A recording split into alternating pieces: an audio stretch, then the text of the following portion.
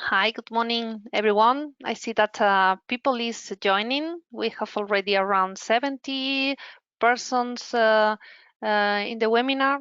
We will give some minutes to people to join, and we will start shortly.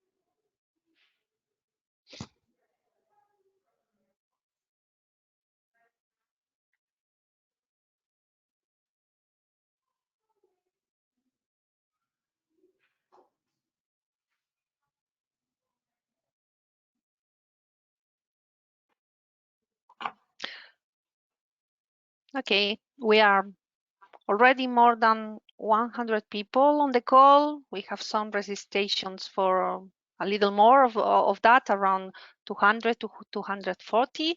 But I think that we can already start. So good morning, everyone, and welcome to this webinar about the 10-year network development plan. My name is Patricia Labra. I'm head of network planning at Red Electrica and convener of the Tiwandp at ENTSO-E, and I have the pleasure to open this session today. I want to thank you very much for your interest on joining today. I think this is a good moment after the summer break to have this event. So you probably had time to take a look to the document that is right now in public consultation until the next 16th of September, until the next week. We will have through the presentation some questions to you, so you can already join at slido.com with these codes that you have in the screen to give us your views and comments. Well, the agenda for today includes beyond this welcome and short introduction, a focus on the draft Tiwandp, the content of the Tiwandp package, how it was developed, and the main findings of the system needs study. Leah, Dimitri, Arthur, and Bladan will give you the light through all those points, and we will have also around 10 minutes of for a Q&A. And after this, it's a great pleasure for us to have an interesting panel debate with the title of How to Plan a Decade Ahead when the close future becomes unpredictable. Well, we know that the Tiwandp deals with the long term, but we cannot be blind to the short-term situation and the current energy crisis. We are fully aware of this situation, and today we will also tackle this, of course, with a long-term perspective. For ENTSO, it's important to build our products together with the stakeholders, and that's also the reason to have this discussion today and gather the view of relevant experts of the energy sector and also your comments on this. And finally, we will close the webinar with some takeaways around 12 o'clock. So first, a quick introduction for the Tiwandp, which is the European Electricity Infrastructure Development Plan. It provides a pan-European view of the future European power system and investigates how new capacity in the power links and storage facilities can help to the energy transition, always having in mind the security of the system and the cost effectiveness for consumers and all energy agents. We can see in the next slide the three key findings of the Tiwandp 2020 release. So first one, opportunities for improving the power system exist all over Europe. Finally, current system is not enough to reach European climate targets, and the European energy transition would need around a 55% increase over the 2025 cross-border grid in 2030 and around 75 percentage increase in 2040. And existing projects only address part of the system needs. So there are a lot of opportunities there. And second one, a relevant key finding in the current context is that addressing those system needs reduces European dependence on gas-based power generation, and this is quite relevant today. And last, coordinated plan will be needed across sectors. This is a trip already starting with the gas sector, but needs to be stronger in the future, and not only with gas, but also mobility industry and some other sectors. And all these findings are still valid in the current context. Moreover, our study is a proof that used to have actions now, and that the direction that is here stated is the most adequate to the European energy transition and reduction of the energy dependence, especially on gas. At this point, we want to show you a short video that gives a good overview of the Tiwandp. So enjoy it, please. With the appearance of new electricity demands, such as electric heating, transport and data storage, the European Union faces a rising need for electrification, backed up by increasingly ambitious targets. We are committed to ensuring that our power system has the capacity to welcome large and increasingly necessary quantities of renewables in the future. We will lead the way towards carbon zero, becoming the first climate-neutral continent by 2050, simultaneously keeping the cost as low as possible. The EU has tasked ENTSO-E with facilitating this energy transition throughout the continent. This is why, together with a wide range of European experts, we at ENTSO-E have gathered and analysed all the available data to identify the needs of our current and future electric system. We discovered that non-wire system efficiency measures are necessary but not enough on their own. Basically, our study shows that even if we optimised every inch of our current power system, it would still not be able to cope with the large amount of renewables expected in the future. We need more infrastructure to support this energy transition and meet EU environmental targets. Some people cannot see Failing it. to invest will be costly for Europe. Based on projections of Europe's future electricity needs for 2040, we found that without this investment, the overall European electricity bill will increase by an extra €9 billion per year, affecting the bills of EU citizens. And in reality, if the grid can't handle these new renewables, no one will invest in them, let alone build them, leaving us with no decarbonisation at all. Either way, a lack of investment could lead to system instability and even blackouts across Europe. So, our study shows that we need to invest in the grid. But how do we know where to focus and how far to go? Using all the data that we gathered, we ran over 100,000 simulations to find the most efficient plan for grid configuration and investment. According to our projections for 2040, making €6 billion of investment each year would enhance our grid and ensure it has enough capacity to handle the energy transition. In fact, this investment would prevent the 9 billion euros of wasted spending we mentioned before, bringing savings of 3 billion euros to the European energy bill year on year, securing progress towards carbon zero and bringing stability and security of supplies. This efficient electric system will be made up of new projects, such as innovative storage systems, transmission lines, and offshore hybrid infrastructures. However, these are only potential directions, models rendered by a supercomputer. Now we want to collaborate with you to figure out a real plan for the future together. There is enormous scope for new European opportunities. There is a considerable difference between the number of projects needed by 2040 and those actually under preparation. And let's not forget, upgrading our system will also require each country to invest in reinforcing its own internal grids. It's now the role of the market to find the most efficient solutions using European ingenuity. Currently, complex permitting processes result in project delays and cancellations, holding back the necessary investment and change. It is possible to make these processes much simpler, without sacrificing an inch of environmental or social ambition. Such change will be absolutely key to delivering this new system.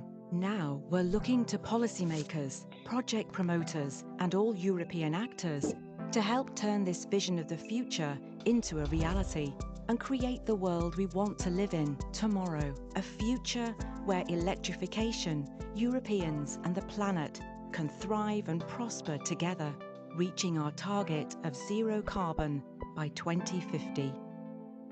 The development plan lays out our perspective, but now we want to hear from you. You can read the plan and share your views as part of our consultation, which will run until the 16th of September.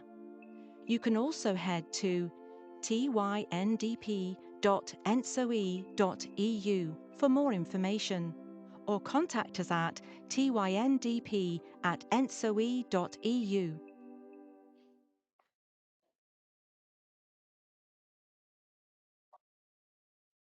Okay, great. Well, sure, this is a task for all, and having a common view will ease the path. I think that well, some attendees had some problems with the video, perhaps because they were joining by phone.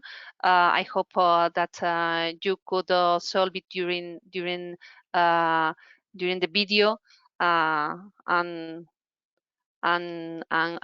we'll able to see it. Well, so we reach here the first question of our polling survey. So if you hadn't joined the Slido before, please do it now. We want to know what's your interest in the Tiwandp, and for what purpose do you use it. You have some options to learn about the possible future of the European system needs, for information of the transmission projects or on the storage projects, to learn about the future of the European energy system, or for own research work, or for personal knowledge even. Yeah.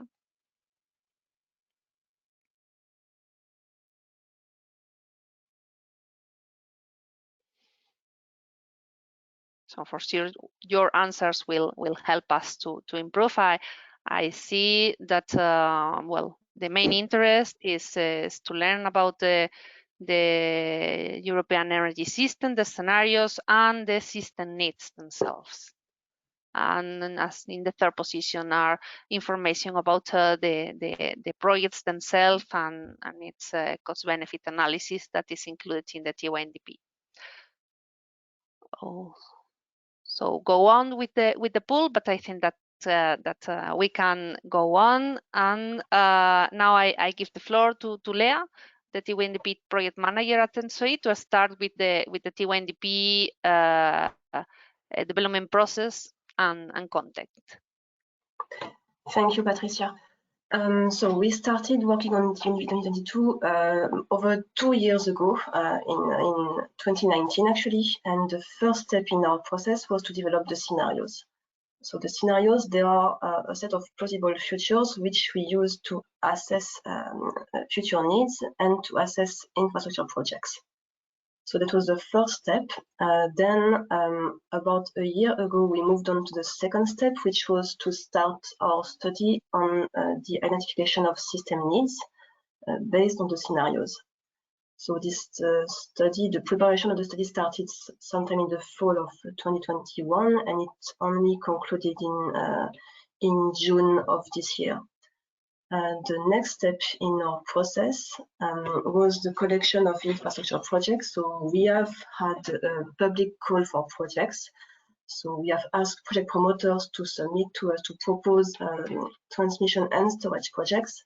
We have checked that those projects meet some technical and administrative criteria. And the projects that were compliant with our guidance, we have selected them, and now we are in the process of assessing those projects. So this fourth step, the cost-benefit analysis, is still ongoing. We have released part of the assessment of projects in July with this ongoing consultation. We will release the remaining set of results for remaining scenarios this fall, and we will have a second shorter public consultation on those results. So these are the 4 steps of the TUNDP. Then the next step is actually a different process. It is the European Project of Common Interest process, which is led by the European Commission. And the TUNDP feeds into this process for the Commission to be able to select these projects of common interest, which may be able to get access to EU funding or to get a faster permitting process. So the TUNDP, we started doing it 12 years ago, and with each new edition, we make some improvements. So in 2022, we have, I think our main improvement was really to allow stakeholders to contribute much earlier in the process on our methodologies. So we have done that on the system needs methodology, where we had a webinar in October of last year before the study started. And we also had a consultation and a webinar on the implementation guidelines. Another big improvement is that we have tried to make it easier for you to access our data. So instead of releasing multiple documents like we used to do in the past and in 2020, this time we have built a new platform where it is possible to visualize the data of the system needs study and to download it in spreadsheet format. The third improvement is that we have significantly improved the methodology to identify system needs. Arthur will come back on that later with more details, so I won't discuss it further now. And a last big improvement is that we have developed a methodology to identify needs for hybrid offshore infrastructure. So it's a new draft methodology. It was not implemented in this TUNDP. It will be implemented in the next one, but the draft is out for consultation, and we very much welcome your feedback on this proposed way of working to further improve our identification of system needs study.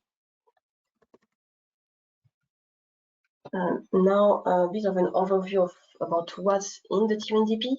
So, as you might have seen, we have this main document, so the main TUNDP report, which is kind of an end-to-end key to the whole package. So, in there, you can find information about the main findings and the main results, and you can also find the most frequently asked questions that we got from stakeholders and from project promoters. Next to that, we have what we call the Stakeholder Engagement report, where we publish all the consultations that we had, all the comments received, and our replies to those comments. And we have the implementation guidelines, which is the methodology to perform the assessment of projects. Next to those documents, we have documents specific to system needs. So here on this slide, you can see the system needs main report, which looks at the system needs, the main results at the pan-European level. next to this document at pan-European level, we have the 6 regional investment plans, which go into much more detail and analysis at regional and even sometimes at country level. So if you are interested in system needs in a specific country or region, don't hesitate to check out the regional investment plans for this region. There are 6 of them, and you will find in there much more information about the needs. Then we have, of course, the methodology of the study itself. We have the draft methodology for hybrid offshore development, which I mentioned previously. And we have the system dynamic and operational challenges, which is a separate study where we look at the needs to ensure the stability of the system. Now I would like to quickly launch another poll because as you see, we do publish a lot of information, a lot of data, but what we would like to know from you is in which document, which platform do you find most useful? So this would be really useful for us to inform our next Tiwandp to define which document we want to publish and which data to make available to you.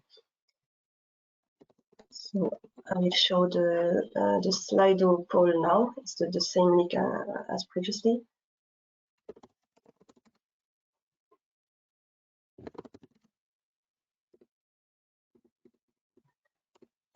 So I see that the system needs study is taking the lead.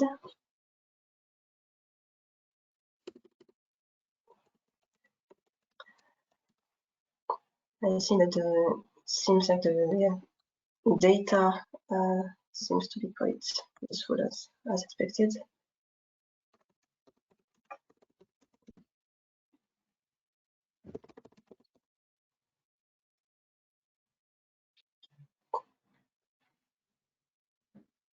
Okay, this is interesting. I mean, there is a clear winner in this race. It's the main report on the system needs study. That's very good to know. So I will let the poll open for those among you who maybe have not answered yet, but in the interest of time, I will give the floor to the next speaker, which is Dimitrios Raniotis from RTE and also Vice Chair of the ENTSO-E's SDC committee. So Dimitrios, you have the floor.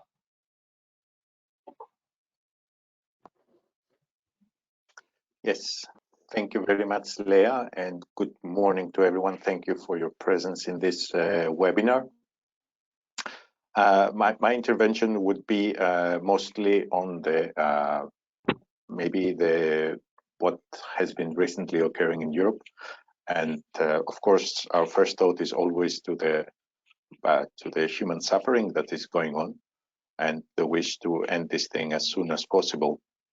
Yet, I think there is a recurring question on the Tiwandp, the impact it has on the Tiwandp, and in general, how the Tiwandp and the planning process deals with uncertainty and things that are so unpredictable and may have a structural impact on the work that we're doing.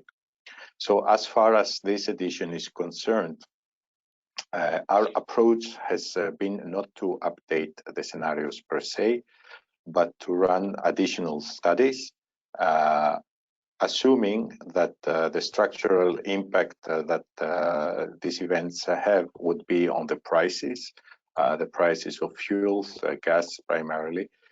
And this study is done in the cost analysis phase, not in the IUSN phase. Nevertheless, what we observe from the policy discussions that happen today in Europe is that the answer to the question that is risen moves towards, of course, energy efficiency, energy economies, energy not consumed, as it is said, is the best energy saving that we can do, and towards higher electrification, primarily direct electrification of the usages or indirect. This drives us to the conclusion today that the portfolio of Tiwandp projects that we propose in the Tiwandp, or rather the TSOs and project promoters propose in the Tiwandp is still in the core of the future. It is not challenged, let's say, by these new assumptions. This remains to be confirmed in our additional sensitivity studies, but this seems to be the trend today. Of course, in the Tiwandp 2024, these things are going to be taken into account in a more structural way. Policy decisions will be further crystallized in order for us to be able to devise scenarios that reflect what we think will fundamentally change into the future. I think there is one more slide to explain currently on the scenarios that we're using. I don't know if we have this one. Yes, we do have this one. So, of course, you know these things if you have been following the Tiwandp, the 2-year Tiwandp process from the beginning. So we base our analysis in the national trend scenario, the scenario that is reflecting as much as possible the national energy climate plans devised at member state level, and the distributed energy scenario. This is a pathway, a different pathway to carbon neutrality by 2050 and more consistent with the 55% emission reduction to 2030 target.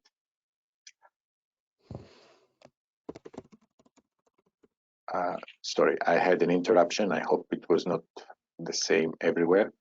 The distributed energy scenario, it is a scenario actually of the future uncertainty in energy autonomy. This is a scenario that has stressed energy autonomy in Europe, and it is a scenario that is based on higher electrification rates and the use, of course, of hydrogen as a major carrier into the future. When we compare the results in these two scenarios, we can see that the needs in terms of transmission infrastructure are very comparable. That gives us a lot of comfort in the robustness of the Tiwandp portfolio that is proposed. The difference can be explained in the ambition of the distributed energy scenario in terms of storage, flexibility, demand side response, and of course the role of hydrogen as a carrier of energy. So this were expected, let's say, differences, but they will be further, of course, analyzed into the future when the coupling of hydrogen and electricity will be elaborated in the future Tiwandps through the interlinked model. I think I should stop here, having eaten my 5 minutes, and introduce to you the next speaker, Mr. Arthur Bourlan from RTE, and he has been the brains behind this identification of system needs exercise. So it's a great pleasure to yield to him to explain to you further the exercise that you see in front of you. Thank you. Thank you very much, Dimitri, and hello, everybody. Well, I've been one of the brains, to be honest. I cannot take the whole exercise to myself. And well, as part of the identification of system needs methodology and implementation team, I'm here to talk to you about this identification of system needs. In the context of an evolving European power system, we have, well, our grid and flexibility infrastructures need to evolve in order to optimize our system costs, to mutualize our production means, to reduce CO2 emissions, to move towards carbon neutrality. We also have challenges on RES integration. In order to identify our needs for infrastructures and their location, ENTSO-E performs within the Tiwandp the identification of system needs. And this study is performed on the national trend scenarios that Dimitri has talked to you about, which are based on national energy and climate plans at 2030 and 2040 horizon. And following our calculations, ENTSO-E publishes the identified needs in a dedicated report for both horizons. And this might be the report that you have had the chance to to have a look at, and I'm here to talk about some of the results that we have published in this report. The identification of system needs, just like every Tiwandp, is a constant improvement. And if we move to the next slide, you'll see that following Tiwandp 2020, we have had relevant feedback and shortcomings that were pointed out to us. And we've adapted the methodology in order to include the following improvements. Well, first, we've went from one climate year within the identification of system needs to 3 climate years in ISN 2030 and 10 climate years in ISN 2040. Well, more climate years allows to cover a larger panel of possible futures. And in particular, in 2040, we wanted to use more climate years than in 2030 because it was technically feasible in a computation time issue, and because we wanted to grasp to have the first insight on how to capture benefits on security of supply. And this is why in the ISN 2040 we've implemented 10 climate years. Another novelty in this ISN is that the report includes a comparison of network reinforcements with a similar ENTSO-E exercise than the IUSN, which is the construction of scenario. It is not an identical exercise, but we're talking about a similar exercise. And therefore, within the report, there was a comparison of both the construction of the distributed energy scenario by which is described in the scenario report, and the IUSN results. An additional improvement is that if we move on to the next slide, the 2040 Horizon study includes storage and peaking flexibilities. One of the shortcomings that was pointed out to us is that IUSN in the Tiwandp 2020 only studies the needs in cross-border capacity. Well, what was done this year is to include storage and peaking, so other types of flexibilities within the need study in the 2040 horizon. This was unfortunately not feasible at the 2030 horizon due to the model that is used in 2030. This model is more complex. It gives a more detailed view of the network. It is called the zonal model. And this more detailed view of the network leads to high computation times and therefore limited possibilities to introduce more complexities in our optimization. This zonal model is actually a great transition towards the next point, which is the improvement of the zonal clustering. Last year, within Tiwandp 2020, the zonal clustering was based on administrative boundaries, which are not representative of network contingencies.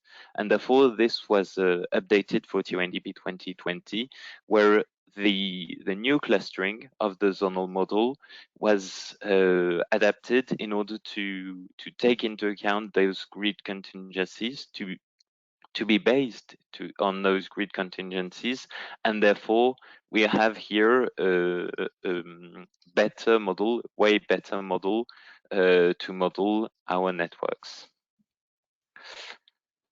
So now that we've had a view on this methodology improvements, well, what do we conclude? What information do we get from this identification of system needs? The short video that you've had the chance to look at has already given an overview. And the first point that I'd like to point out is that there is an immediate economic interest to invest in Europe's grid. What does that mean? Well, in Horizon 2030. Horizon 2030 is only 8 years from now. It's in terms of infrastructure development, this is it's a quite close horizon. And in 2030, we find a need of 64 gigawatts of cross-border capacities. This is 55%, this is plus 55% regarding the existing cross-border capacity. So it's a consequent investment. It's 2.4 billion euros per year of investments, but it allows Europe to save more than 5 billion euros of operational costs.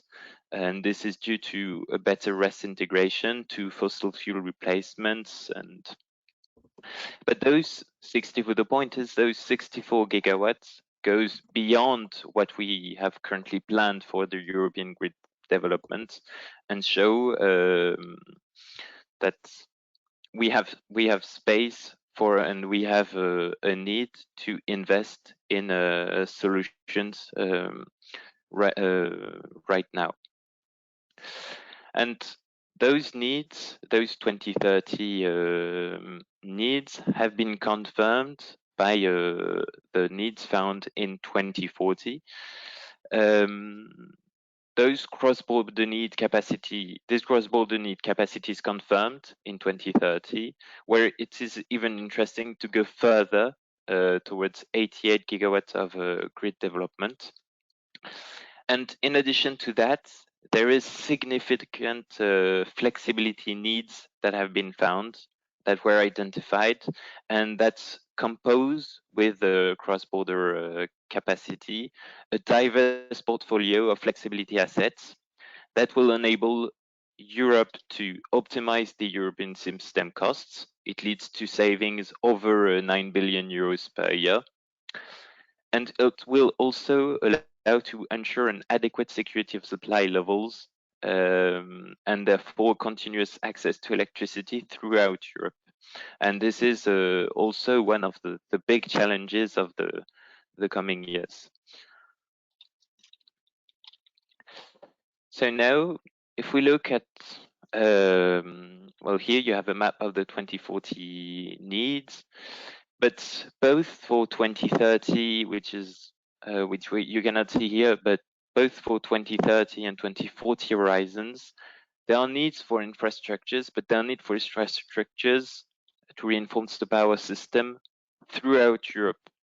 We're not talking about local needs for investments. We're talking about global grid reinforcement and global flexibility reinforcements needed throughout Europe. And this is what the map you have here illustrates. There are cross-border needs throughout Europe. You have storage needs in a lot of countries, and usually, for example, due to high renewable sources into high renewable production integration and high RES penetration. You also have peaking needs, mostly for security of supply, and for example, it can be found in ancillary areas like Corsica or Malta. And as the report says, the goal of the study is not to identify the solution for the needs, it's to identify where the needs are. And this is what the map gave you. For the solution, however, the identification of system needs study is able to cover only a limited type of infrastructures. This is due, of course, to modeling possibilities. This is due to computation time. Not every type of solution can be covered, but the solutions to cover the needs can actually come from electricity infrastructure solutions. This is what we study: transmission lines, energy storage, peaking units. Hybrid solutions are also talked about in the reports. They are not included within the IUSN study this year, but this is an improvement to be worked on. But those solutions can also come from non-infrastructure solutions. They can come from market design, from regulation, demand-side response. We have all kinds of possibilities ahead, and well, we're waiting to work with you, with everyone, in order to find the best solutions, to implement those solutions, to cover the needs that were identified. And this is just to give you a grasp of why we need those new solutions. This map shows the difference there is between the needs that were identified in the IUSN and the expected capacity, the expected cross-border capacity in 2030. So to sum up this map, where you have a circle, you have an opportunity. And those opportunities are opportunities for market integration, which can be tackled either by infrastructure solutions, by cross-border, or by non-infrastructure solutions, as we've just seen previously. So, and as you can see, there are opportunities throughout Europe. Now, we've talked about the needs. We've talked quickly about how addressing them benefits Europe, but let's have a greater look at that.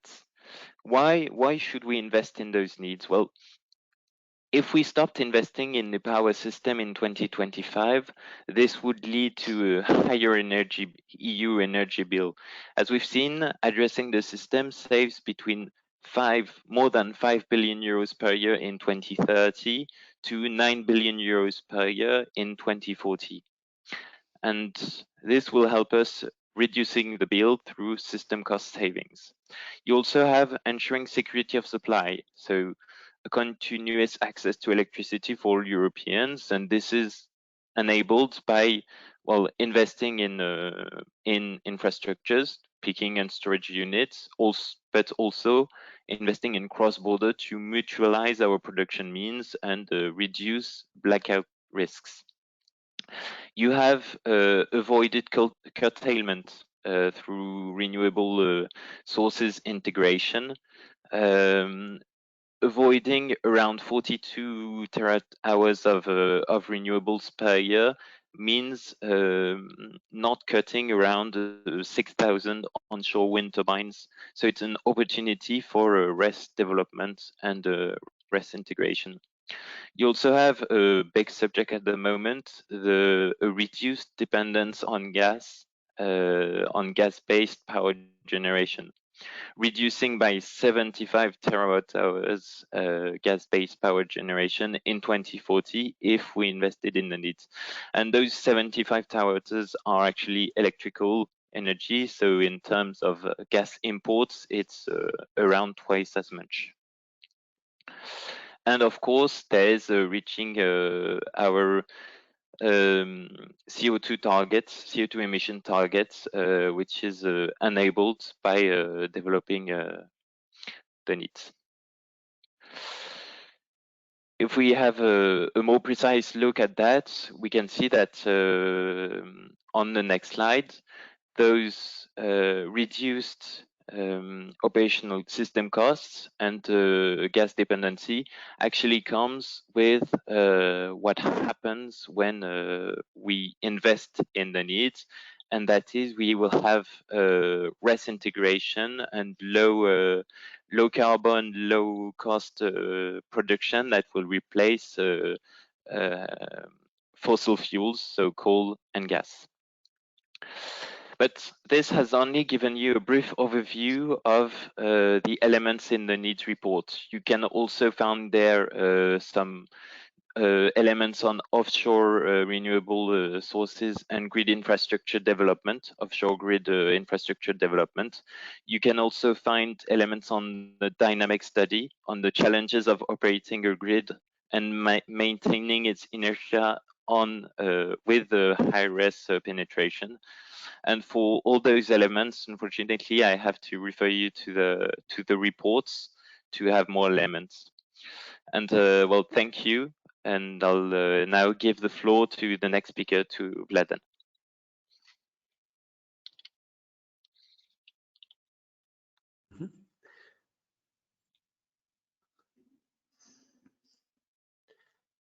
Okay. Hello, everybody. I hope that you can see me. First of all, I would like to greet you all and to thank you for participating today. Thank you for taking part in this discussion. Thank you for taking part in this entire event. So, we're here to talk a bit about the projects in the Tiwandp portfolio, the project collection, and the project identification. First of all, let's see where the life cycle of a project included in Tiwandp actually begins. Does it begin, let's say, in the Tiwandp in which it is initially included? No, it begins a bit before that. And to see how much before, let's just head back to, let's say, the IOSN process of the Tiwandp that precedes the one in which the project is included. Let's say that in that IOSN process, we spot a need, and there is no project that would correspond to that need. What can we do about that? Well, we can wait until the next Tiwandp cycle, and some of the promoters then can submit the projects that would give the desired effects and fulfill the need that was spotted sometime before that. How do they submit the projects? How do the promoters submit the projects? By using the specialized platform that is actually quite simple to use. In that platform, they provide some details on themselves, they provide some details on the projects, and of course, all of those information are later used for the assessment of the projects. The details that are required for the projects include, for instance, the commissioning years, the details on the needed investments, some technical characteristics of the projects, and so on and so on. Okay, now when we saw how the projects are submitted for the Tiwandp, let's talk a little bit about the Tiwandp 2022 portfolio. As you can see in this panel, in this slide in front of you, the Tiwandp 2022 portfolio includes 141 transmission projects. Those transmission projects sum up to over 43,000 kilometers of potential additional cables and lines, and 58% of those actually encompasses the DC lines. Now, this is quite important, as one could wonder what leads to such an advancement of the DC lines. Well, this advancement is primarily due to the offshore technologies and of course the uptake of the other technologies that are required for the DC lines to be implemented. This connection can also be seen if you observe the third set of columns in this slide, in which the transmission lines offshore are shown. There are 48 of those belonging to the DC category and only 7 of those belonging to the AC category. We can go to the next slide, I think. Okay, regarding the storage projects, in this edition of Tiwandp, we have 23 storage projects. 14 of these use the pump hydro technology, 6 of them use the compressed air energy, and only 3 of those use the electrochemical technologies for the storage of energy. Now, none of these projects has actually started the construction phase. 12 of them are under consideration currently. Of course, we should also see how many projects were there in Tiwandp 2020. We could see there that there are 3 projects fewer actually than in the previous edition of Tiwandp. We can move on, I believe. Okay, now this is quite an important slide. In it, you can see the transmission and the storage projects in parallel, accompanied by the set of years, by the time periods in which their commissioning is expected, by the date, of course, that was submitted by the promoters. Now, 35% of transmission projects are expected to come into service within the next 5 years, with almost 70 of them following in the next 5-year cycle or until 2030. Out of the 43 transmission projects in the permitting phase, of course, 34 of them were already in the permitting phase in Tiwandp 2020. regarding the storage projects, we could also see that most of them are expected to be commissioning in the time interval between 2026 and 2030, with only 3 of them expected to come to service before this time period, and only 3 of them expected to come into service after this time period, or until 2035.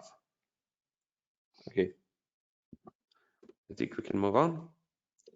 Yeah, now what kind of portfolio do we have with the projects? We could actually wonder, what do we do with those projects? Well, we assess them.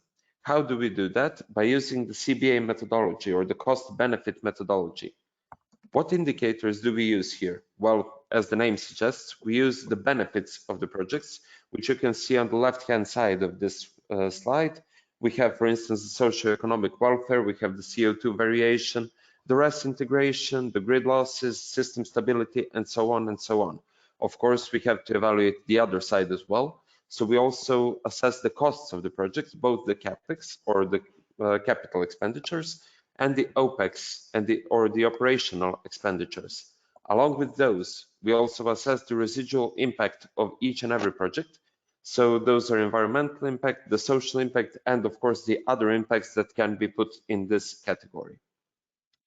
However, we are talking a lot about the benefits of the projects here. One could wonder, what are the beneficiaries of this project, of these projects and their commissioning? Is it only, let's say, us who are gathered here in this event? Is it only ENTSO-E? Is it only the power sector? Well, of course not. And in order to prove that, ENTSO-E has actually commissioned the study named the Job Estimation of ENTSO-E Project Study, or shortly, the JEEP study. This study actually evaluated the socioeconomic contribution of all of the projects that were included in the Tiwandp 2020. And guess what?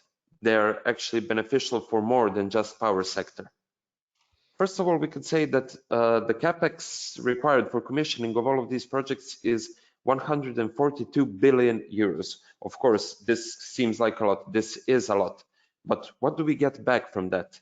Well, first of all, close to 240 billion euros, according to this study, of course, would be mobilized only in production to cover the goods and services that are necessary to commission all of the projects that were submitted for the evaluation in the Tiwandp 2020 cycle, causing not only the GDP of European Union to rise for about 100 billion euros, but this could also mean the opening of 1.7 million new jobs.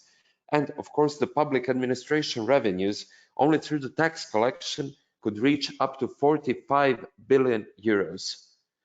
Now, I believe that it is much clearer how much of an impact do these projects have, not only for the power sector, but for the society of the European Union as a whole.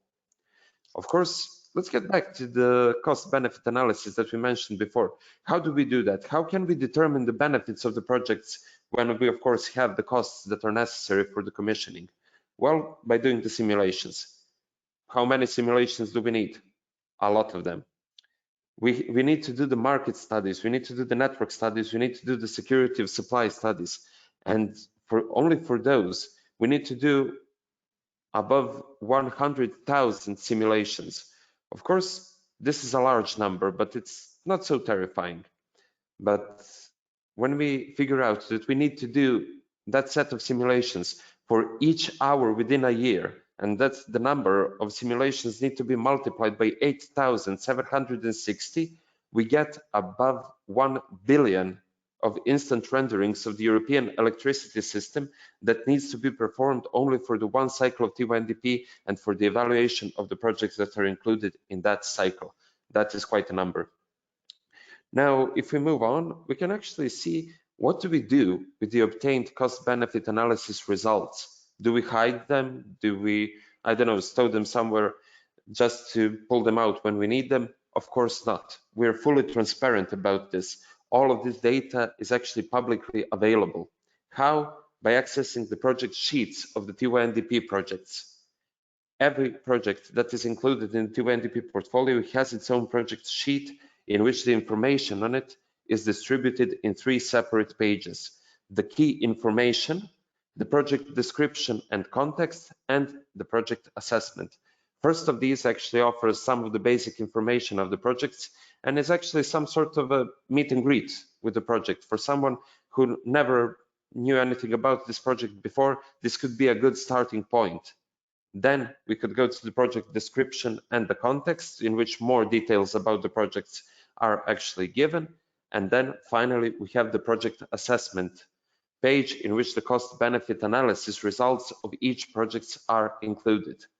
To make things easier for the users and to make the entire concept of project sheets more user-friendly, we actually have numerous options like search or the filter or the export options that can be used by any interested party. We have the pop-ups with explanation of technical elements. We have the links towards the relevant, project sheets from the previous editions of Tiwandps.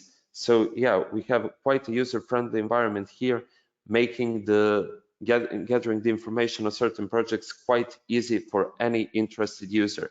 What we should state here, however, is that the additional project sheets that's currently under public consultation only contains the project assessment results for the national trend scenario. But before this data can be sent to Acer and will be sent to Acer, the results for the distributed energy scenarios will be included as well. I will not hold you any longer. I would like to return the microphone to my colleagues and to thank you all for your attention on these topics. Thank you very much, Ladan. So now it is the time for the Q&A. I see there are already quite a few questions on Slido. So once again, you have the link to Slido here, you have the code. If you have questions, please don't hesitate. So I will show them on screen. You can also vote for your preferred questions so that they go up, and we'll tackle those first.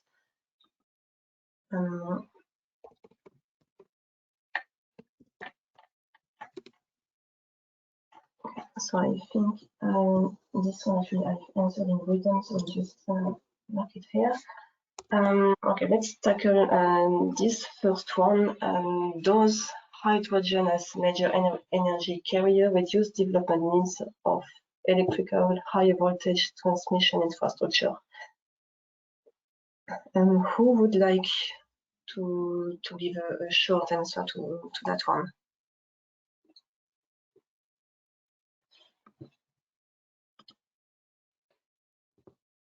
I can take it if you want. Mm-hmm. Yes, well, go ahead. In terms, in terms of, as you have seen, we're not yet to the point in the identification of system needs to study hydrogen.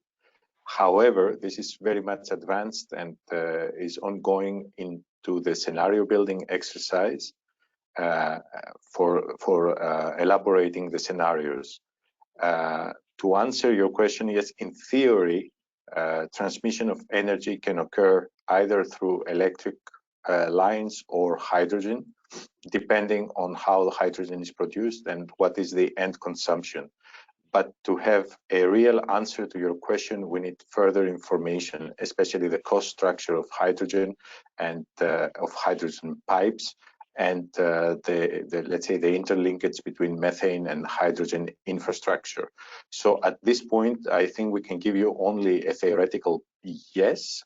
It can impact development of transmission lines, but we have to work further into gathering data and insights on the future hydrogen network to give a definite answer on this one. Thank you, Dimitrios. So the questions keep moving. Okay, I will tackle this one first, which would be, I think, for Arthur. What is the reason additional transmission needs decrease after 2030? Arthur, you can give an answer to that one. Well, our first vision of that is more that today's grid, or the 2025 grid, the 2025 expected grid, is actually not an optimized grid. So when we launch identification of system needs 2030, we study the reinforcements needed between 2025 and 2030 to reach an optimal grid. And why we find so much reinforcements compared to the additional needs that are in between 2030 and 2040, it's because we go from an unoptimized grid, and we catch up the delay that we've taken in our infrastructure development in order to be optimized. So if we launched an identification of system needs in 2025 on the 2025 grid, I think we would find needs. So the difference we have between 2025 and 2030 and then 2030 and 2040 is more due to the fact that we have a non-optimized grid in 2025 and there would be a catch-up phase between 2025 and 2030 than the fact that there is a phase out of the needs in 2040. I hope that was a clear answer. Thank you, Arthur.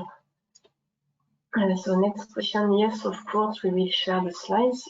We will make it available on our website.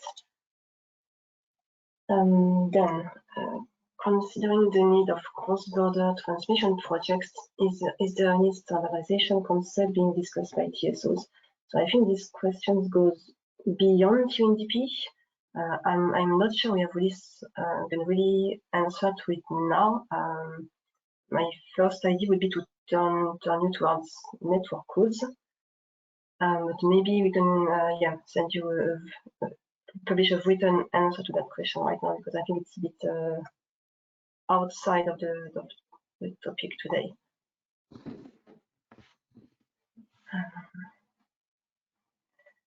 Next question, are there any assumptions made about required regulatory changes in future, and how is the potential regulatory evolution timeline included in the scenarios? Maybe Dimitri, you can tackle that one as well. I can try. I mean, there is no explicit, let's say, regulatory evolution in the scenarios other than fixing certain trajectories for technologies like renewables and so on that are strongly based on policy push. So there are some things that we do not challenge or we don't put through the machine of optimization, because we expect that regulation and policy will have this impact, given the policy statements that are in the public debate today. Regulatory changes in terms, let's say, of accelerating transmission infrastructure and so on, or accelerating the renewables infrastructure into place. No, they have not been modeled explicitly into the Tiwandp. They have been taken into account implicitly in the rate of development of renewables into the scenarios. And of course, you can see that certain scenarios are more ambitious than others in terms of this rate. Thank you, Dimitri. Okay, this one, next one. How do you see the next step in the collaboration with interested stakeholders? And would it be with ENTSO-E or with the TSOs involved in the potential or proposed projects? My answer would be both, actually. It would be with ENTSO-E as far as the Tiwandp, so in the Tiwandp development, on methodologies and so on, and on the Tiwandp itself. And as regards projects, so in most countries, so the regulation forces public consultations during the project development. So of course, we always try to improve stakeholders' engagement. So as I showed in my slides, this time we have improved on early consultation on methodologies. We are currently discussing the launch of Tiwandp 2024. So for now, I cannot tell you what will be the priority improvements for next time, but we are also we welcome also your ideas. So if you would like to engage with us, you are very much welcome to contact us directly.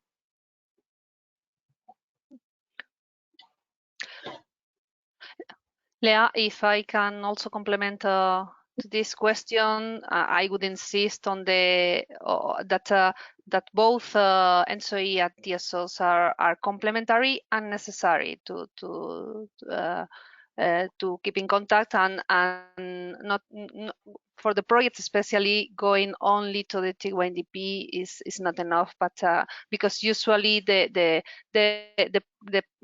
projects cannot go on if the issues at national step according access and connection are not solved. So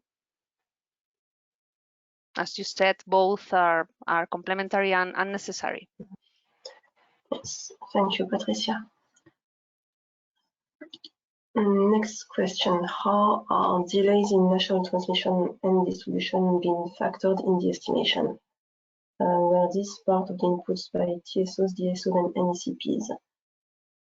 So I suppose this question is more on the cost-benefit assessment of projects, though I am not sure. Would someone want to take it up?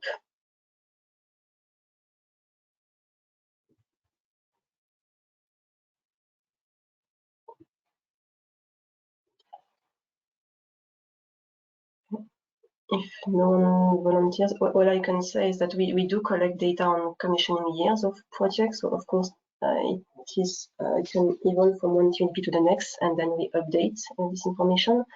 But the information on the commissioning year itself is not considered in our computations. So I don't know if that replies to the question. Maybe if you want more information, you can get in touch via email and we can further discuss.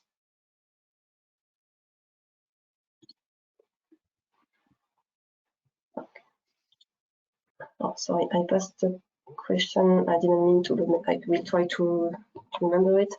How does the national trend scenario take into account?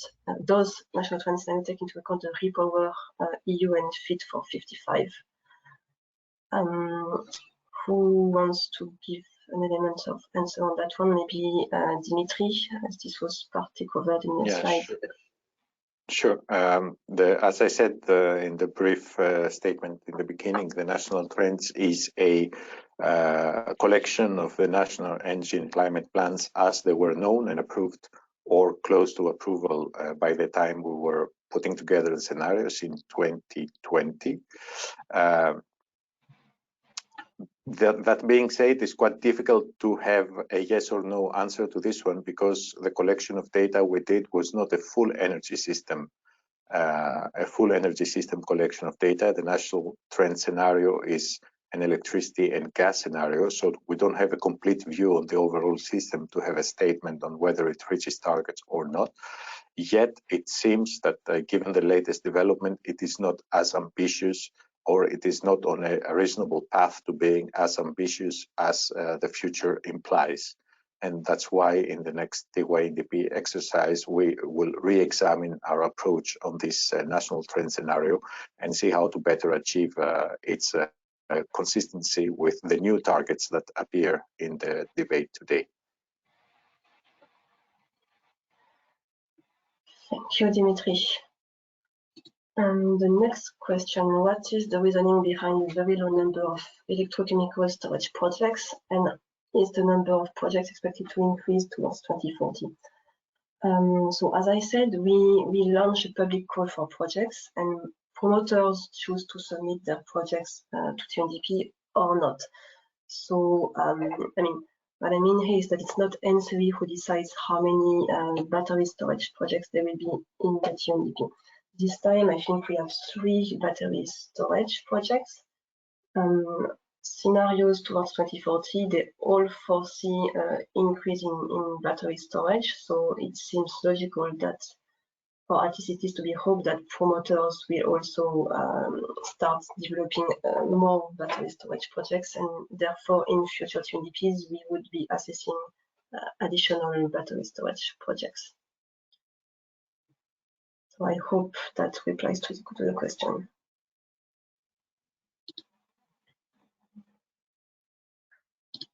So the next one, I'm not sure I understand it completely. You highlighted the weight of transmission and storage projects that falls within the 2020-2030 window. Given current energy supply risk, could this be brought forward? I feel like I do not understand the question.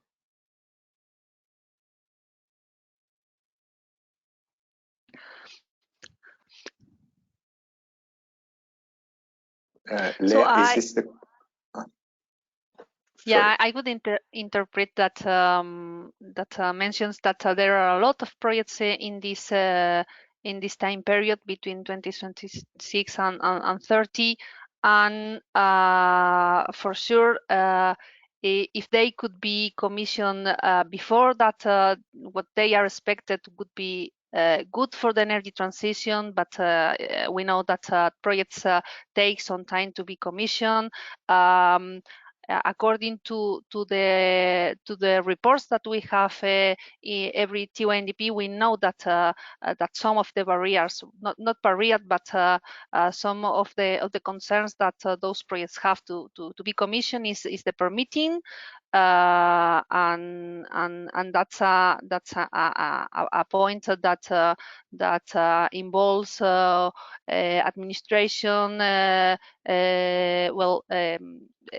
The society and so on, and well, also the what is mentioned there, the production capacity could also be a problem in the medium term. But the main issue is that we have to all together to try to smooth those permitting process to be able to have the projects on time when they are needed. Thank you, Patricia. Okay, there are only a few minutes left for the Q&A, so I think we can take maybe 1 or 2 questions more maximum. Have storage needs been calculated considering different storage timescales, for instance, very short term, mid-term, and long term? Probably Arthur is the best place to answer that one. Yes, well, the answer is no, there was not different storage timescales taken into account. The storage needs were calculated on short-term storage, on daily storage. This is due to two things. In order to evaluate storage needs, we need to have assumptions, concrete assumptions about those storage needs, and we've aligned with scenario building with the choice of battery type storage, and not, for example, hydro or long-term storage, which would be hydro type, for example. This is also due to the fact that it is easier to align our assumptions throughout Europe on batteries than hydro, where there's very different costs throughout Europe, and of course it is not available. It cannot be available throughout Europe. So storage have been calculated only on for this IUSN on one storage timescale, which is short term. Thank you, Arthur. I think we'll take only one last question. You said that scenarios have only been complemented, including the gas price increase. What about gas shortage as announced by Russia and many EU member states? Maybe Dimitri again on scenarios? Yes, since I said it, indeed. Let's not forget the horizons that the 10-year network development plan addresses, which is 2030, 40, and 50. It's a very interesting dimension to talk about shortage, not only of gas, but of any kind of production at this time horizon. I think this is something we should look for. Now, with respect to the question ENTSO-E is not doing just the 10-year network development plan, and for the following winter, our seasonal outlook is to be published soon, before the end of the year, where we talk about the shortages, the actual shortages that we may see in the following summer, as well as our adequacy assessment analysis, which is also in the making and to be published by the end of the year. So this is where we address these questions that are on the hot topics today. As far as for the Tiwandp and for the 2030 horizon and beyond, is quite difficult at this point in time to see how to deal with shortages, but certainly this is an aspect that we should be looking into the future. Thank you, Dimitri. So we cannot take any further question right now, but we will reply in writing to all questions and publish our answers on the Tiwandp website. Now I would like to give the floor back to Patricia to end this session. Yeah, thank you, Leah. Well, we will have now the panel debate with this title of how to plan a decade ahead when the close future becomes unpredictable, trying to fill the gap between the short and the long term. I want to introduce you Antonella Battaglini, who will moderate this session. Also, probably you already know her, as she is very recognized energy expert and very active at the European scene. She's the CEO of Renewable Grids Initiative, RGI. Well, Antonella, thank you very much for accepting our invitation, and I give you the floor and let you introduce the panelists. Thank you very much. We have 40 minutes time, more or less, and I would like to introduce Pierre Tardieu from Wind Europe, and if you just join and put the camera on, perfect. Diderik Peredome from TND Europe, here you are. Irina Minchuna from the European Commission, everyone knows her, especially from the ENTSO-E. Hi, Irina. And Lisa Fischer from E3G. And of course, we welcome back also Dimitrios that you have just heard speaking from ENTSO-E. We have a number of questions that we have prepared. Now, you have had an overview of what ENTSO-E has been doing in the past 2 years. Of course, it is quite unfortunate that this work started when we had completely different assumptions. The world has changed in between. ENTSO-E has clearly stated that some of the new realities could not be fully reflected. They didn't want to delay the publication of the Tiwandp. Nevertheless, let's ask the different panelists, what do you think? Given the current energy crisis, should we indeed proceed with the selected investments for projects, or should we rather do something different? And for me, also the most important question is, all the assumptions that we put in the Tiwandp, are they still reasonable? Or what we are going to experience this winter and next winter will substantially change the way we think energy in the European continent. Let's start with Pierre. Pierre, of course, wind, onshore wind, offshore wind plays an incredible role in meeting demand in times of scarcity. What do you think about this Tiwandp process? Yeah, thank you very much, Antonella, and thank you very much to the colleagues from ENTSO-E for really setting the stage here for this discussion and really giving us a chance to look a little bit behind the curtain about how this Tiwandp is developed. I must acknowledge from the outset that obviously we live in turbulent times in the energy sector. That being said, we do acknowledge, that there has been at the root of this exercise a dialogue certainly more open perhaps than in the past, and really taking stock of stakeholders' views certainly on volumes, winds in our case, but also rates of electrification. The other thing that we've seen is really a different approach to grid optimization and flexibility needs in the way that this is factored into the thinking behind the Tiwandp, and this is something that we certainly really welcome. The other thing I'd like to add is that in this environment, it becomes even more important, I think, for the electricity ecosystem in the broadest sense of the words, to really drive the narrative on electrification.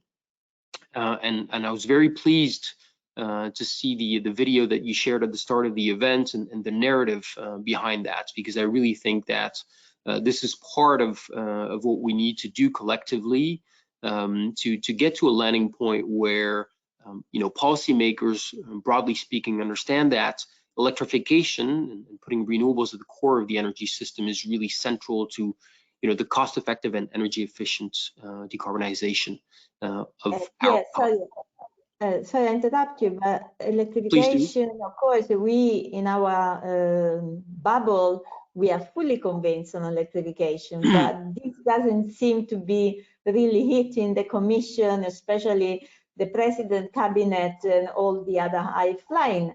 There is a very strong attention to molecule, but electrification, do you hear anyone in the Commission talking about electrification? I don't. So my point here rather is that we really welcome ENTSO-E's efforts in helping the narrative. Obviously, our work is cut out collectively to continue driving that narrative. And indeed, part of our work is really to focus molecules, and you're referring specifically to hydrogen. In our case, renewable hydrogen in the end uses that where it makes sense, and not anywhere else. I tend to say, hydrogen fine, but no cars, no homes, right? We've got EVs, we've got heat pumps, and those work perfectly well to drive decarbonization. And I'd like to go a little bit more granular here, if that's possible. One of the things that really piques our interest here is the work done, the cost-benefit analysis around offshore hybrids. We know that, as you said, Antonella, a lot of the homegrown energy which we need to develop and accelerate is out at sea, and we need to optimize the electricity grids in order to be able to do that cost effectively.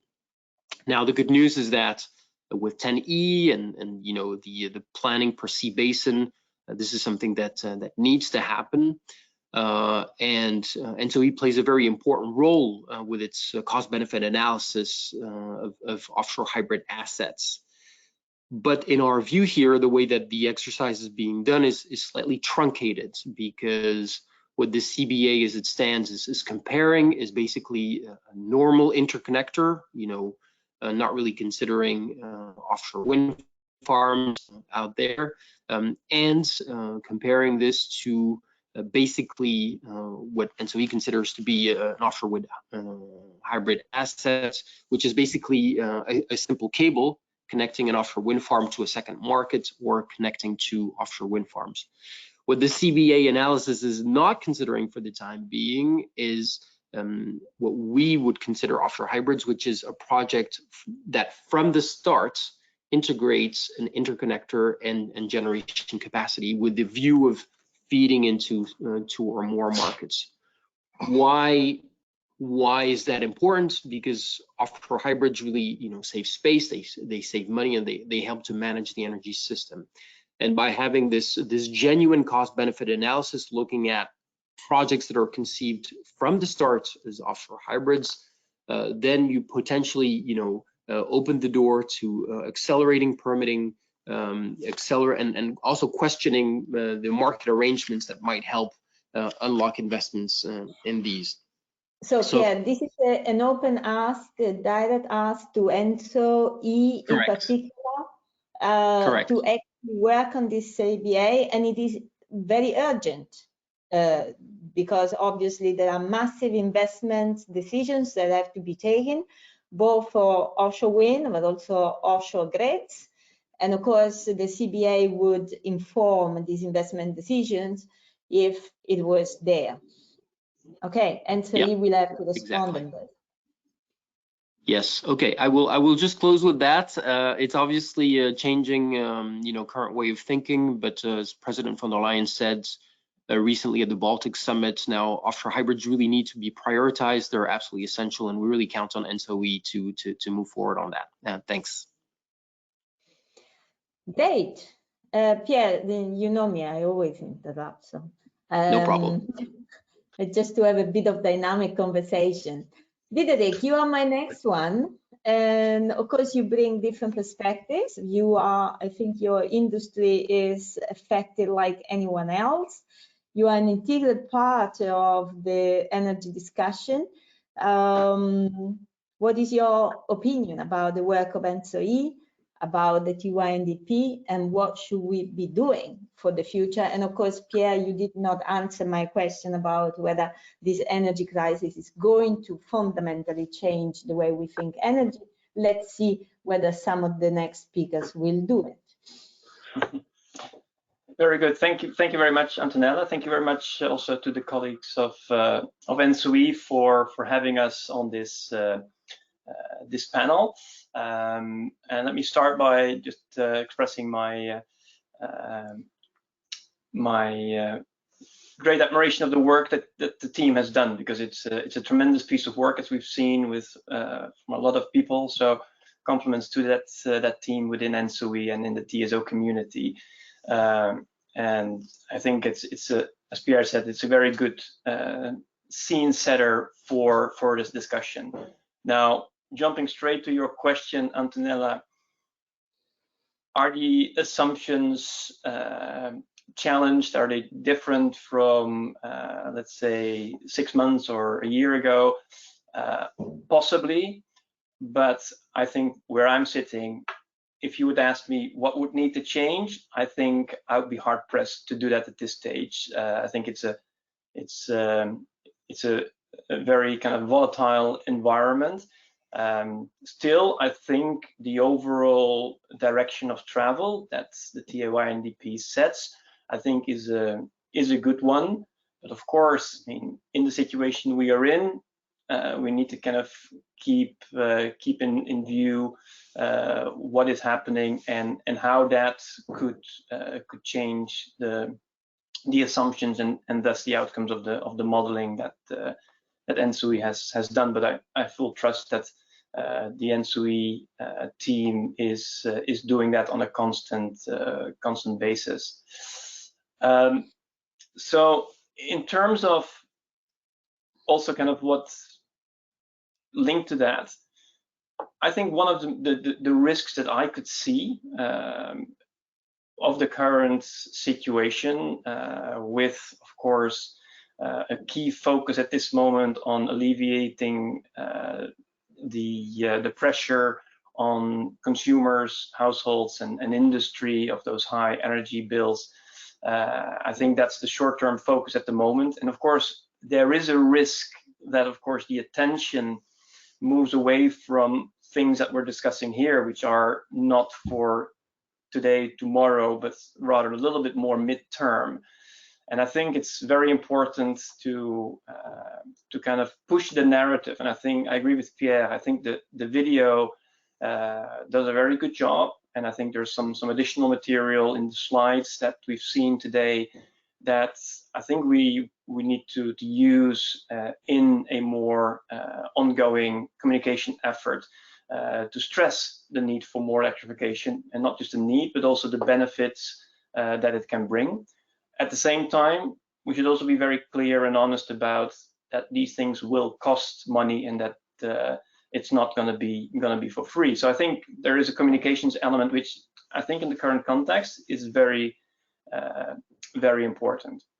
Now, in terms of where we're sitting, so as T&D Europe, we represent the technology providers. So it's basically the equipment and digital technologies that are used by the TSOs and the DSOs.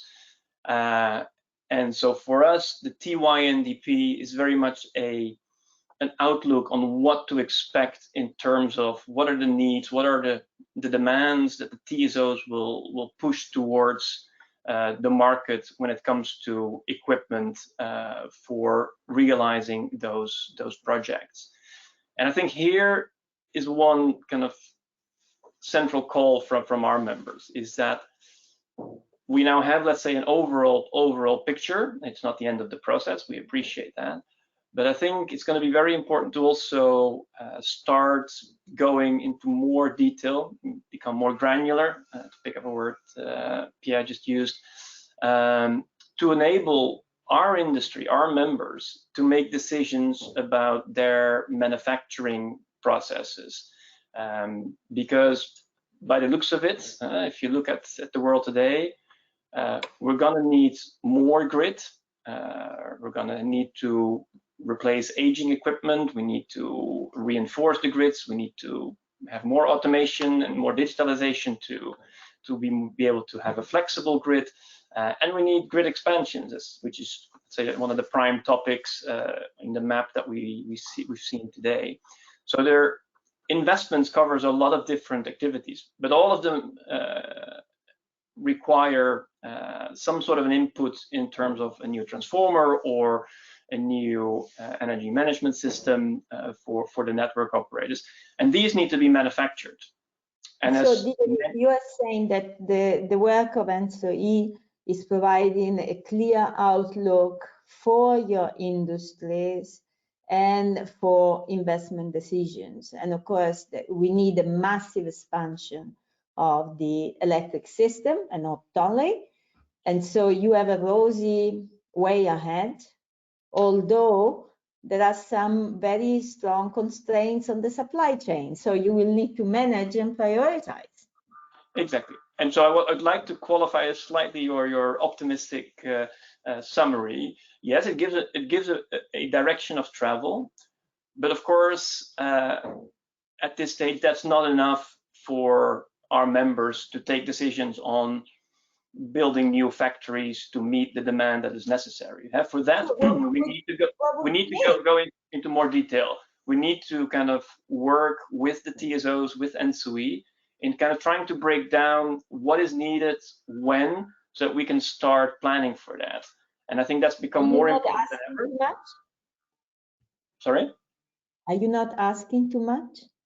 Is it not the same thing that the members of Wind Europe need? Maybe with that difference that renewables has some clear targets set in legislation. There are no clear targets on, let's say, the number of transformers or switch gears in legislation. So there is a clear demand from our members to work with the TSOs, and I think we can do that. But I just want to highlight it because the situation is changing, of course. On the one hand, we have this need to, let's say, massively expand the network in different ways. At the same time, as many other industries experience as well, there are increased pressures on the supply chains. So, and that in a situation where a lot of our members are working up to capacity, if we need to do more on top of that, that needs to be planned, and we need to have a visibility for that. So what do you suggest? Well, a roadmap or a number? Because I think you are asking quite a lot. I think maybe we are, but I think in the end, if you want to build a project, and that's what the TSOs want to do, we need to sit down around the table and say, okay, what's what you need from us, and so I think the invitation for collaboration with ENTSO-E and the TSOs will gladly take up, and I'm sure we can work out how we can best do that from both sides. But I just wanted to highlight that there is an industrial manufacturing side to this if we want to realize the plans that are being laid out here. Thanks a lot, Diederik. I'm sure we need to come back to that. But now let's move to Lisa. Lisa, you bring a different perspective. Do we really need all these projects that are in the Tiwandp? Do we need more? Do we need less? What is your opinion? Thanks for having me, and thanks for the question, Antonella. And also just congrats to ENTSO-E on this work. I cannot claim to have read every single page of what has been published, but it's really a big step forward. I do think also just relating back to your question on the energy crisis, I mean, as a general sense, we knew the sector needs to expand. We need to get faster at building out grids. That's for sure. IEA data has shown for years that grid investment has been sort of, tailing off in Europe, which is the opposite of the direction we want to go in. So I think the direction is clear. We need that. We also know that the crisis means we have to accelerate, and there is homework for governments. And I've kind of been sensing this from Pierre and Diderik in their contributions, and for the European Commission. Where is our emergency plan on grids and digital to bring forward some of those investments? How do we even identify which of those are the most critical ones, given our aims to come off gas? Has the European Commission done that assessment? And have we then worked out, going back to what Diderik said, what that means for supply chains, ramp up, skilled workforce, mobilization, and obviously also admin procedures? So I don't know what the Energy Platform Task Force is doing in the European Commission, but to me it feels like I don't have a visibility of their work plan. But for me, this is clearly should be in their work plan, and we should be developing a proposition on that. So there is homework for governments. There's also homework for TSOs, and that comes a bit more, Antonella, to your question, do we really need all those projects? Given what we know about grid expansion lead times, we obviously also need to get, on the one hand, more cunning about how to avoid investments, given the urgency of the situation. So I think the sense I got a little bit from the ENTSO-E documents is there is a lot of space now for talking about flexibility and consumer involvement, but it's very much about this being done at the initiative of the consumer. I think there is also a lot of homework for TSOs and DSOs thinking about how do they need to change to make it easy for the consumer to pick up demand-side flexibility measures and to participate in those markets, and how, Yeah, Lisa, you mentioned how they need to change. Isn't it the role of the regulators more than the TSOs to change, to enable, enhance the demand side? Because sometimes I find it quite unfair to put this burden on the TSOs when they are in a straitjacket, which is defined by the energy regulators. Yeah, I'm sure there is a role for the regulator, but I think there is also an amount of foresight in terms of your strategic capabilities on, how do you operate a grid at grid age, that's much more constantly at grid age, what digital capabilities do you need, and so on. So which is much more part of corporate planning than it is necessarily of sort of the regulator setting incentives. But I do think that there is also some homework for regulators there. And I think just in terms of sort of being cunning about how to avoid investments, we have a plan now for this winter that Europe wants to, reduce gas consumption by 15%. Where is our sort of electricity response to that, to make sure we capture those consumer behavior changes where possible and turn them into permanent savings where possible? I know that obviously a lot of the imminent measures are measures we don't want to make permanent because they come with a lot of hardship. But there's others that we can support and extend, and where we can try and capture those rather than making a step backwards next year.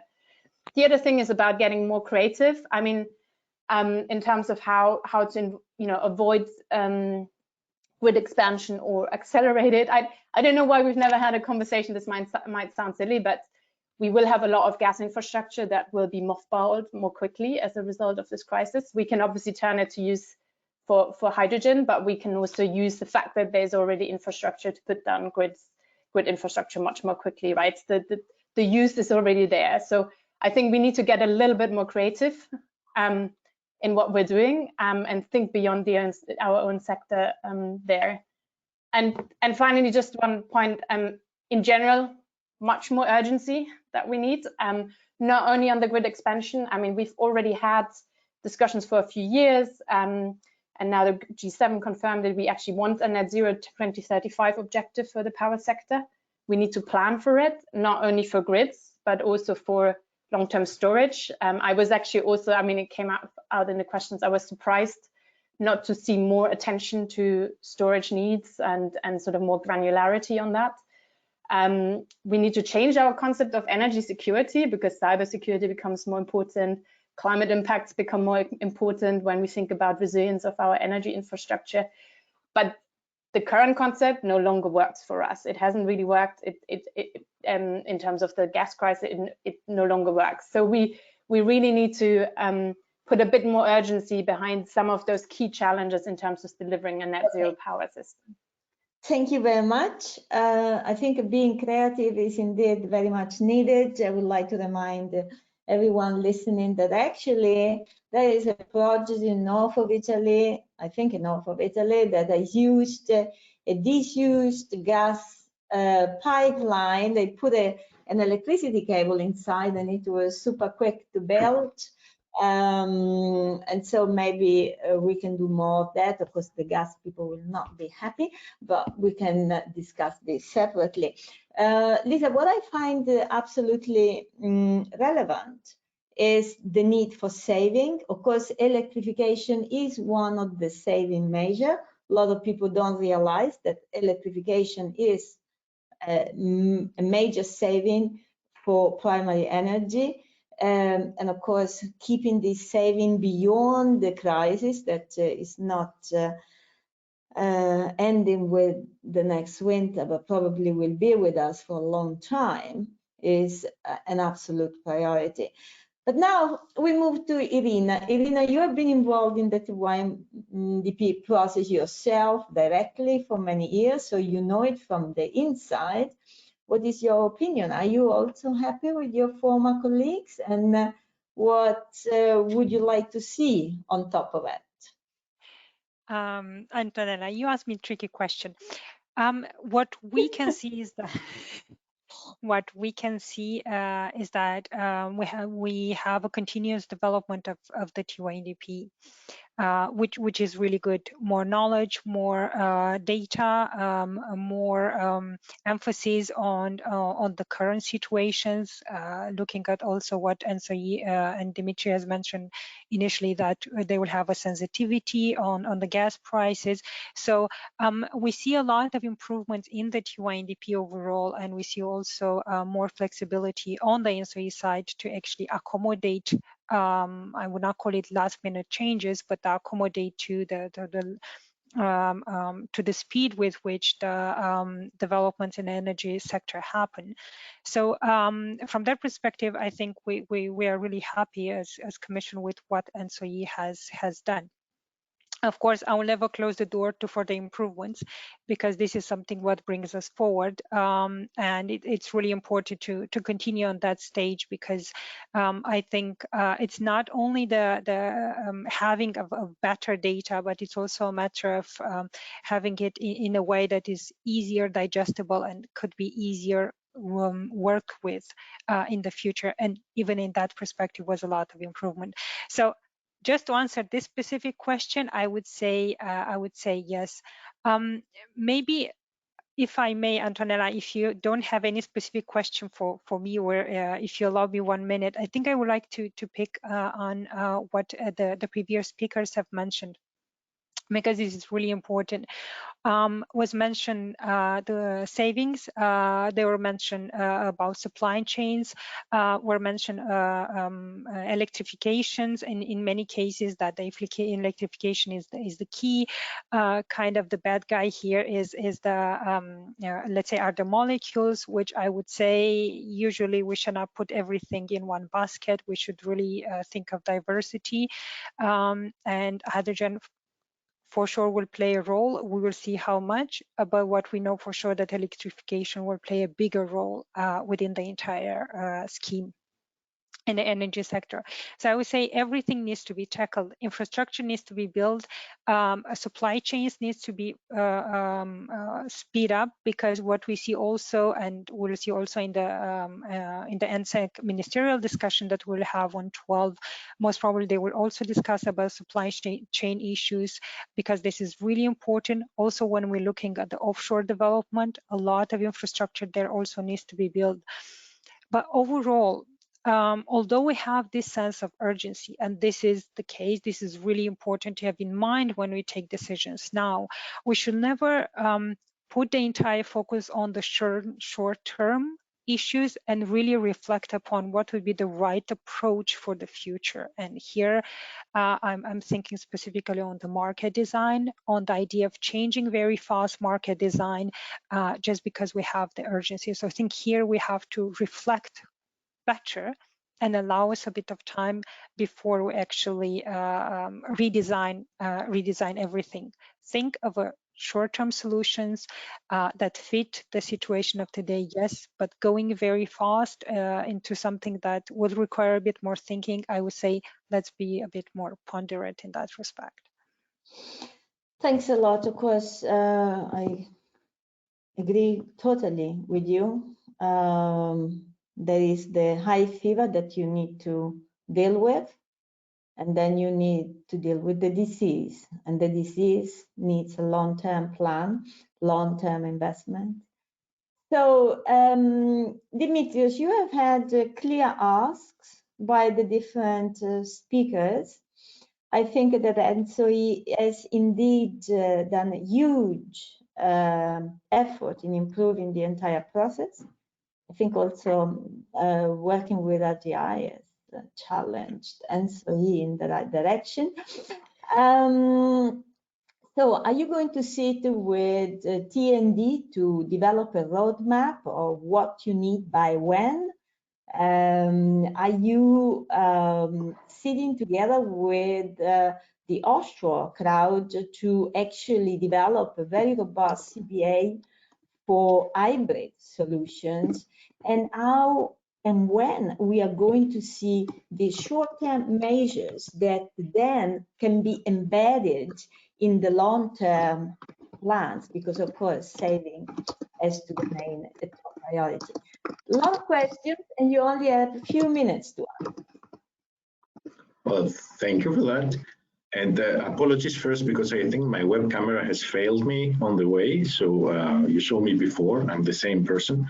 I'll try to do it without the camera. I hope my microphone is working. Let me go first let me go straight to your first questions about what fundamentally changes. And I think pretty much everything has been said. We can see that the push towards electrification as an energy saving, as you very well put it, measure is something that should be better reflected in the future. Energy efficiency in general, I think these are the two pillars of the future moving on. The better usage of the existing infrastructures through measures like digitalization and so on, yes. And of course, the roles of hydrogen and gases into the future will remain important. The question is how this transition is to take place. Our role as ENTSO-E and the TSOs is to get a better understanding of these fundamentals, what it needs to happen in order for the targets to materialize, measure the impact, and we should keep true to our word as ENTSO-E through the Tiwandp to propose the most economically efficient solutions, always maintaining security of the system, because this should exactly not just economically efficient and sustainable, of course. But the security of the system security is also something that is often neglected in the public debate, and we have to keep hammering this. Indeed. Now, well, it's easy on one part to establish these things. I think, and I should go back to one of the questions that was raised during the seminar about involvement of stakeholders. I think these changes are impacting each and everyone.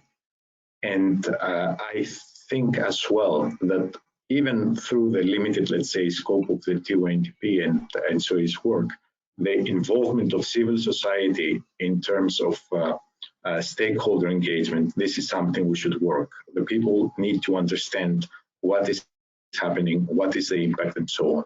So as ENTSO-E, I think we're always very open to suggestions and ideas about how to better involve civil society, because I think this would be one of the critical paths of the future.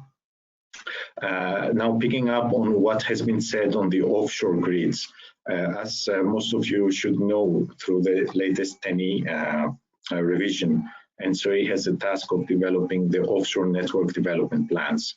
And this is on the making.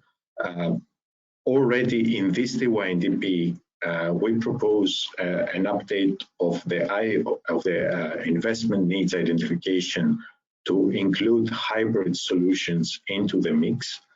This is something that we have tested, and you will see the methodology, and you will have the chance to comment on it and suggest improvements.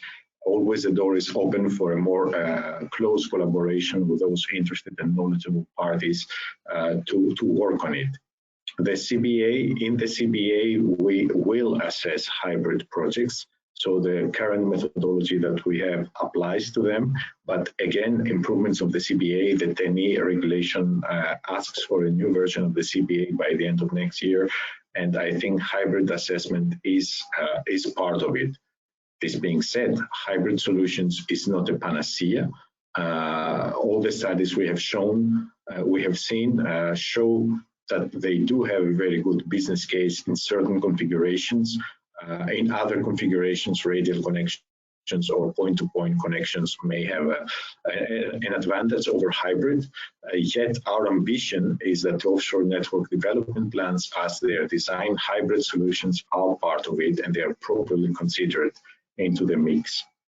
I heard on the demand side response and whose responsibility it is. Again, is a common responsibility from our side. We have a very strong collaboration with the DSOs in order to make sure that the demand side resources, as they develop through policy pushes or regulatory changes, actually do offer a benefit into the system. And I think this should be a critical part. With our colleagues from the T&D, I do remember in the old days that we had common works about the issues that were mentioned. And again, we're repeating this work or even advancing this work will be a good idea when the need arises. And of course, we're very open to do that. I don't know if I think you mentioned one point on the short-term measures now on the economies and how these things materialize into the future. I think my answer to that was in the beginning. That the short-term measures, they have a strong impact on the population, on the industry, on the capacity of Europe to increase its production, and therefore I think a broad consultation of these measures is important, and then they will find their way into our depiction of the scenarios. The scenarios is not a crystal ball. I still insist on that. You will see scenarios next time that push electrification even further. They will put economies of energy even further, and so on. But we still have to keep this idea of multiple scenarios, multiple futures in front of us, because in the end, our task as DSOs is to lay down infrastructure in a timely manner, in an economical and sustainable, you're right, manner, taking the most no-regret solutions. Thanks a lot, Dimitrios. Of course, having an in-person panel, it gives a bit more dynamic than what we can do online. I don't know, but it's great that we can still nevertheless have a lot of events using this online tool. I would like to use the last few minutes to mention a couple of things. From my side, definitely congratulations to ENTSO-E for the effort and the progress. As Irina mentioned, it is a huge evolution of the Tiwandp process. But I think what ENTSO-E needs to reflect, and maybe quickly also the other can chip in, is what is the role of ENTSO-E when it comes to communication. You have the technical expertise, you have opinions, for example, about the role of electrification. At a certain point, ENTSO-E will have to decide how to properly communicate certain messages. You have a video which is going in that direction of communicating, but communication probably will need to be expanded, enhanced, because you have a key leading role to explain to citizens why things are the way they are and why certain investments are needed and so on. Obviously, I do not believe that ENTSO-E should do it on its own. Together with others would be much more effective. So this is one thing that I would like to stress. The other thing is for Diderik and TND, but also other industries. It's true for the wind sector, for the solar sector. Actually, it's true for all the entire supply chain that is relevant for the implementation of the ENTSO-E or the Tiwandp. The Tiwandp gives a clear trajectory. Policy, the European Commission, all these new targets, REPower, gives a clear trajectory. So the decision to invest in the supply chain actually will determine whether you meet those objectives or not. And I believe that it is a bit odd to ask for 100% certainty before taking action, where your actions will determine whether you are successful or not. So maybe you can start looking at it from the other perspective. Of course, investing millions of euros is difficult, but if you don't invest, investments will go elsewhere. As we have seen over and over again, the inability of building electricity grids has increased the narrative for gas for over a decade. And today we are delayed with electrification. We are delayed, as Lisa said, with building up the grids. We knew we needed, but we really didn't manage to do it fast enough. And therefore, we have a lot of RES installations that are also delayed to be integrated. So you can look at realities from different point of views, and I believe ENTSO-E in particular will need to become much more outspoken in public on what is needed, when it's needed, and from whom it is needed. And of course, I'm ready to be eaten up for what I said.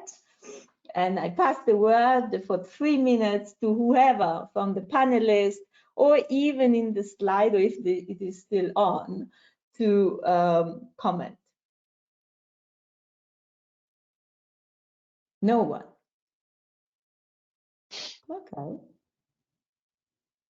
Just perhaps a couple of points, Antonella, and I really like your conclusion around it's those actions now that determine whether we will actually go down that big electrification pathway, and we must get this right. And as part of that, I can't stress enough, we need an emergency plan. It will become relevant. You know, we're seeing this in the negotiations around Fit for 55. I saw in your presentations and from ENTSO-E, there's a lot of investment need for example, in Central Eastern Europe. Unless we really comfort them that this is going ahead, there will be investment flowing into this region, and they will be able to connect those RES.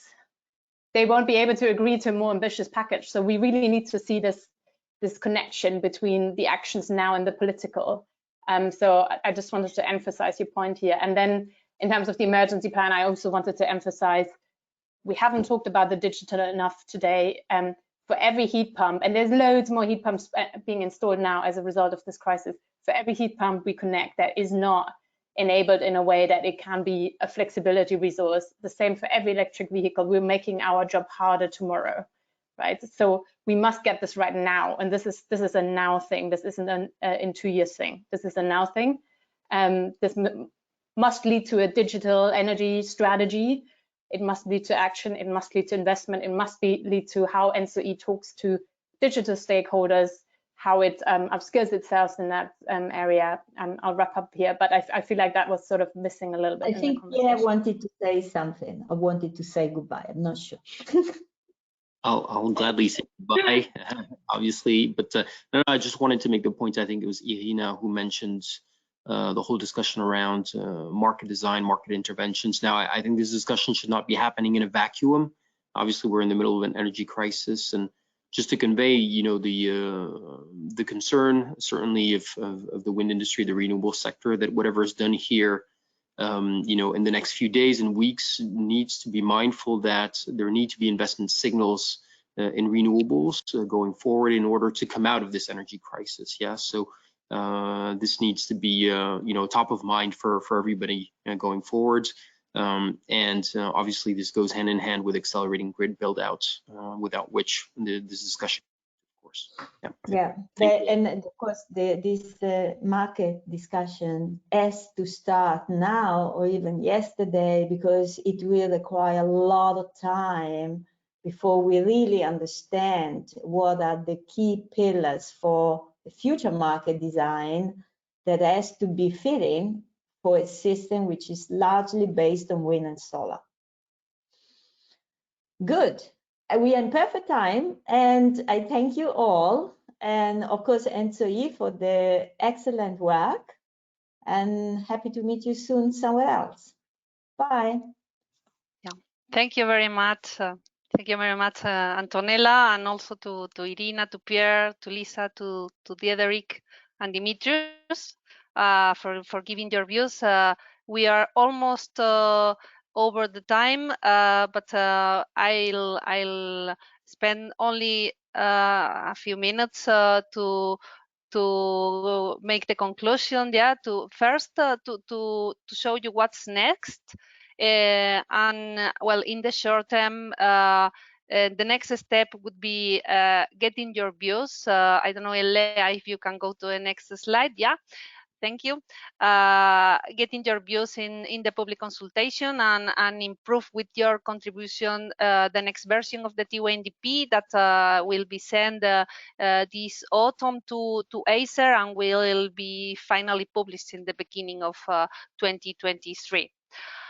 And in the long term, if you go to the next slide, what is next is the Tiwandp 2024 release that goes already under the new TENE regulation, and therefore will adapt to it, being perhaps the main difference the new offshore network development plans.